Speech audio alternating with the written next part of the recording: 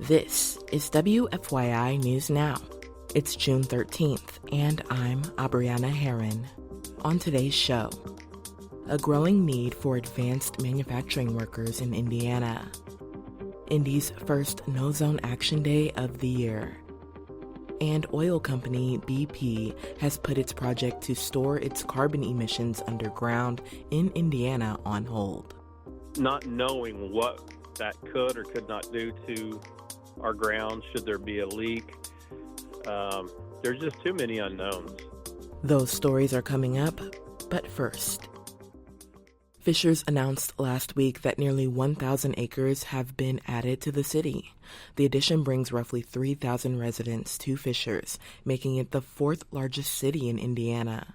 The land used to be part of unincorporated Hamilton County. City services not already offered by Fishers will be gradually introduced to the newly acquired area. Full services will be introduced to the area starting in 2026. Advanced manufacturing workers are in high demand across the state, and there's a growing need for credentialed workers in this sector. Indiana Public Broadcasting's Tamoria Cunningham reports how one manufacturing company is trying to address the need through a summer camp for middle school students.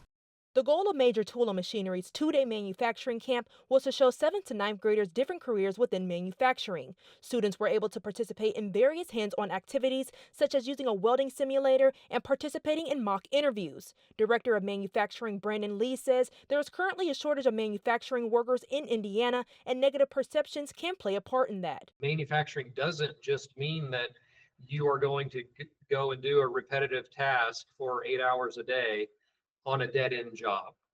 There are so many growth opportunities in manufacturing that are out there. Lee says in the future, he hopes more students are exposed to what opportunities manufacturing has to offer. For Indiana Public Broadcasting, I'm Tamoria Cunningham.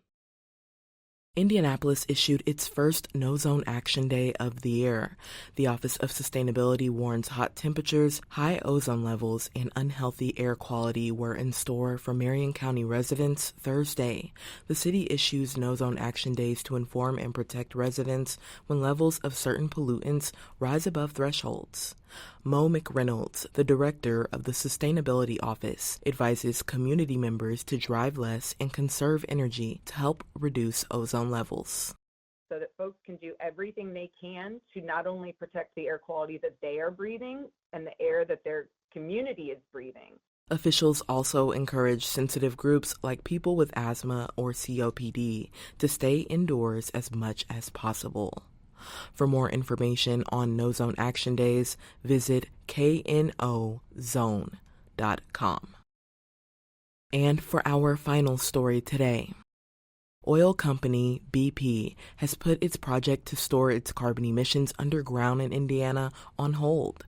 It was part of the company's effort to make blue hydrogen, which is made using energy from fossil fuels but includes carbon storage. As Indiana Public Broadcasting's Rebecca Thiel reports, the plan to pipe CO2 from BP's Whiting refinery and store it in rural areas to the south faced a lot of opposition. Benton County was one of the places BP considered storing its CO2, but it's unlikely landowners would have allowed that, says Benton County Commissioner John Gick. They expressed concerns about everything from earthquakes to contaminating drinking water to hurting crops. Not knowing what that could or could not do to our ground, should there be a leak, there's just too many unknowns. A state law also made Indiana taxpayers liable for incidents that happen years after carbon storage facilities close. Among the reasons for pausing the project, BP cited economic uncertainty, the slow developing hydrogen market, and the company's renewed focus on oil and gas. For Indiana Public Broadcasting, I'm Rebecca Thiel. It's not clear what this means for the Midwest Alliance for Clean Hydrogen, which aims to grow clean hydrogen in the region. BP didn't make anyone available for an interview. That's all for today's episode of WFYI News Now. Our podcast is produced by Drew Daudelin and Zach Bundy, with support from the news team at WFYI and public media journalists across the state.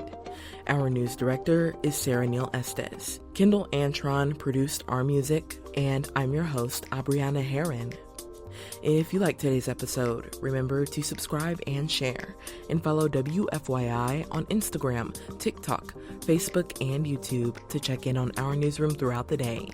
Thanks for listening. We'll be back on Monday.